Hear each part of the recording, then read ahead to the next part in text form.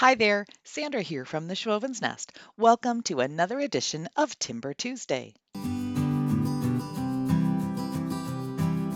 My first project is using a windmill left over from a Dollar Tree sign, a couple of square dowels, and a cedar plank. The first thing I'm going to do is drill a couple of small holes at the bottom of each of the wood dowels.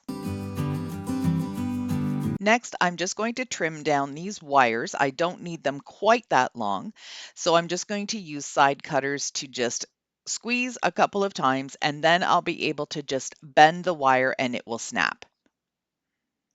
Using a little drop of hot glue, I'm going to be able to place the wires that I trimmed right inside the hole that I drilled, and that will make this nice and sturdy.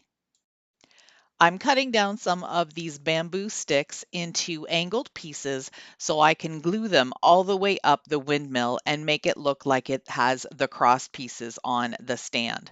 You can also use popsicle sticks for this, but I'm just using what I have on hand. Next, there were some pieces kind of sticking out a little bit, and I wanted this to be really neat and professional and high end looking, so I'm just using my X-Acto knife to trim off any edges.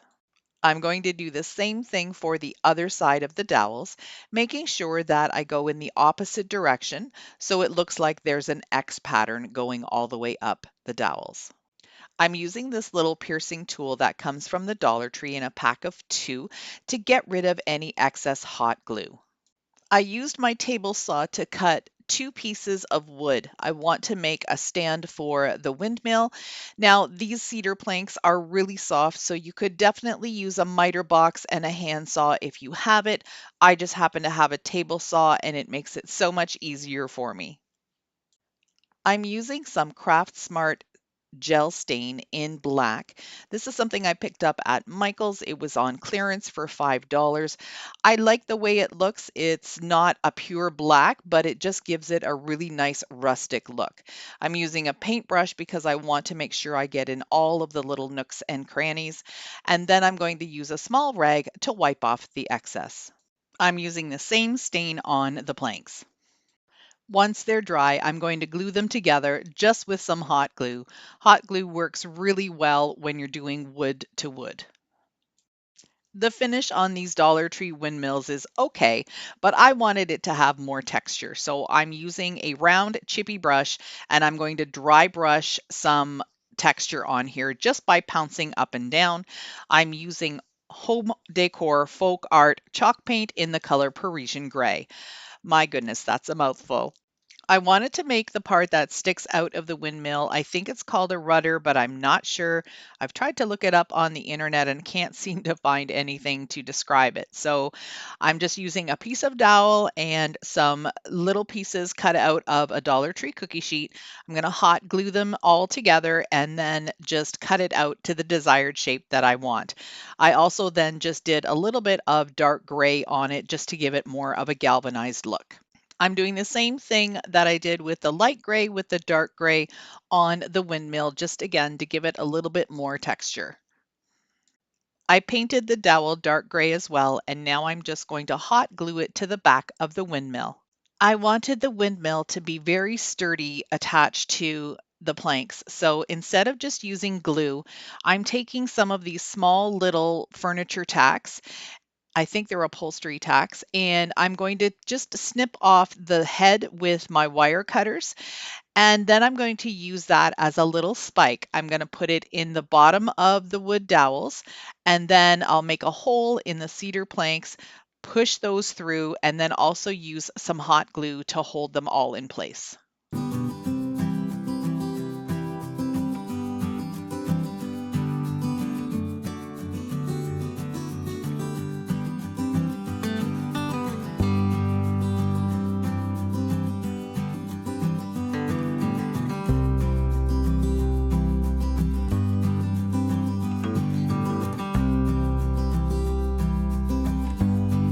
If you're new to my channel, I'm so glad you're here. I do tons of farmhouse decor. You could probably say that I'm obsessed with the farmhouse look. I do thrift flips, I do tons of wood decors. That's why I created my Timber Tuesdays. And I also do a lot of dollar store DIYs, again, with a farmhouse look. So if that's something you're interested, I would love for you to stick around and hit that subscribe button. The second project I have for you, I think turned out amazing, but you'll have to let me know what you think.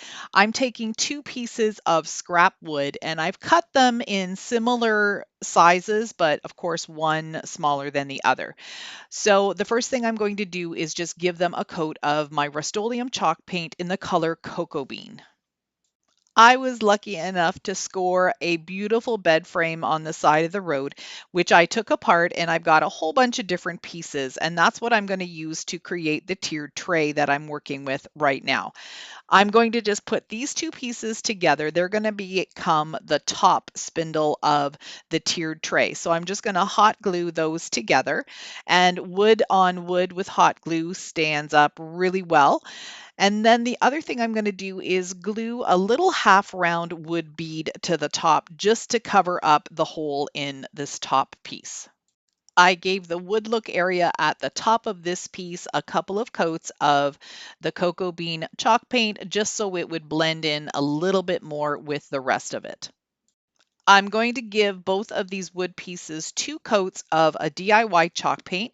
It's just white flat latex house paint with some talc. And if you're interested in the recipe, I have it listed down in my description box. I usually mix up a big jug of it and then I'm set for quite a while before I have to make another batch. One thing I like to do is change the direction of my brush strokes on the second coat. That just helps to give me more even coverage. So I'll do a vertical stroke on the first one and then flip the board around and do another vertical stroke or a vertical and a horizontal stroke, however you want to call it. Just switch directions for your second coat and you'll get much better coverage that way. I've got 4 of these wood riser feet that are going to be the bottom of my tray, and I'm just going to pre-drill a hole for the screw. I'm going to do that for all 4 pieces, plus the middle section that's going to be the support for the top and the bottom. You'll want to have your drill bit a little bit smaller than the size of your screw because then it'll have some grip when you're screwing it in. Otherwise, it'll be too loose. I could have used a smaller one for this, so I did have to use a little bit of glue in a few spots to make sure that it would stay secure. To attach the riser feet, I'm going to be screwing from the top of the board all the way down through the board and then into the riser holes that I pre-drilled. So here I'm just marking out where I want them to be. I'm going to mark about an inch in from the side and the top, and then I'll have them set in the same spot in all 4 corners. I'm using a piece of scrap wood underneath my board to make sure that I don't drill into my desk, but also it will let me know when I'm all the way through the wood.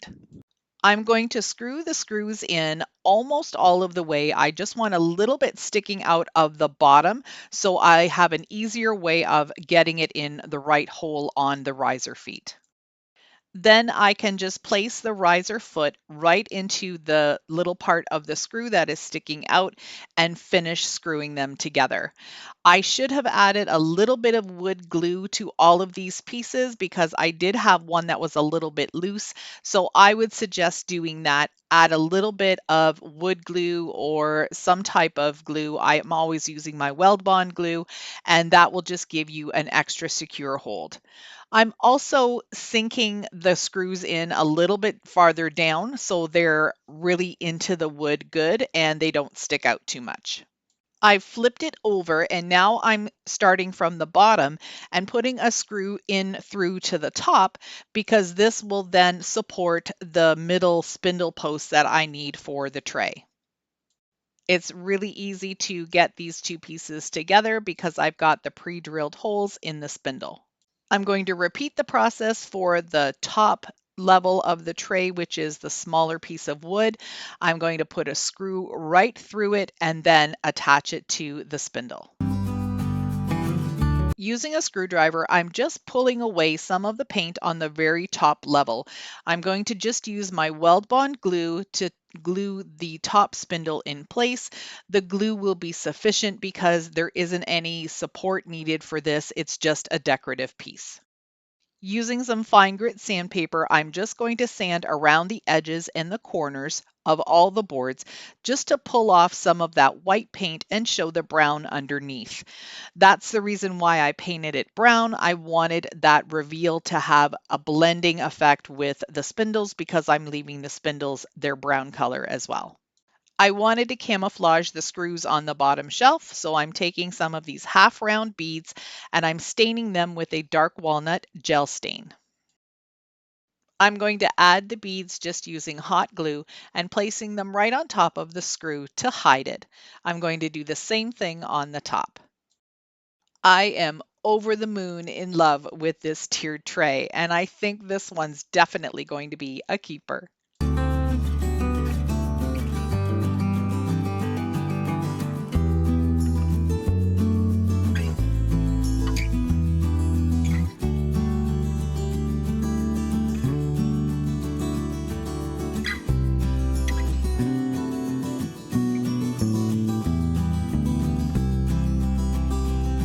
This last project is super easy. I screwed together some pieces of scrap barnwood that I had hanging out in the garage, and these were the perfect size for this license plate. I've got an old one here and I'm just hot gluing it in place, and this will become the sides of this little planter box. I pre-drilled some holes into the bottom and then used these oversized washers and some screws to make sure that it stays in place. Using a generous amount of Weld Bond glue, I'm going to just place these wood cubes on it as legs for the planter. This way it'll stay up off the ground and not get as much moisture from the rain.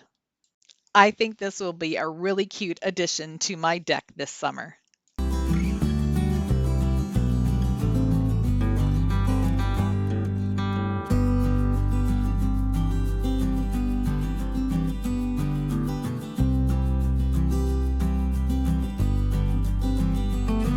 I hope you enjoyed my Timber Tuesday DIYs and got inspired to work with wood yourself.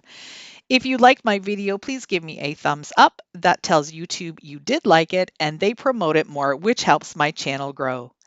Stay tuned for my next video, Dollar Store Saturdays, where I'll be creating some summer tiered tray decor items to fit on my new wood tiered tray.